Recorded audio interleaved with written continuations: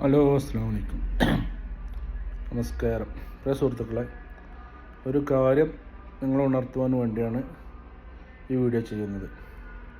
പല ആളുകളും വിളിച്ച് ചോദിക്കുന്നുണ്ട്, ഒരു ഫേക്ക് ന്യൂസ് കണ്ടിട്ട് സൗദിയിൽ സിസ്റ്റം ചേഞ്ചായോ, ദുബൈയിലൊക്കെ പോലെ സ്വന്തമായിട്ട് ഇഷ്ടമുള്ളിടത്തേക്ക് ട്രാൻസ്ഫർ ചെയ്യാൻ പറ്റുമോ, സ്പോൺസർഷിപ്പ് ട്രാൻസ്ഫർ ചെയ്യാൻ പറ്റുമോ, അതുപോലെ തന്നെ ഇഷ്ടമുള്ളപ്പോൾ റീ എൻട്രി അടിച്ച് ദുബൈത്തൊക്കെ മാതിരി നമുക്ക് റെൻ്റ് അടിച്ച് നാട്ടിൽ പോകാൻ പറ്റുമെന്നുള്ളതൊക്കെ, അതുപോലെ തന്നെ ഇഷ്ടമുള്ളപ്പോൾ എക്സിറ്റ് അടിച്ച് നാട്ടിൽ പോകാൻ പറ്റുമെന്നുള്ളതൊക്കെ ചില ആൾക്കാർ ചോദിക്കുന്നുണ്ട്.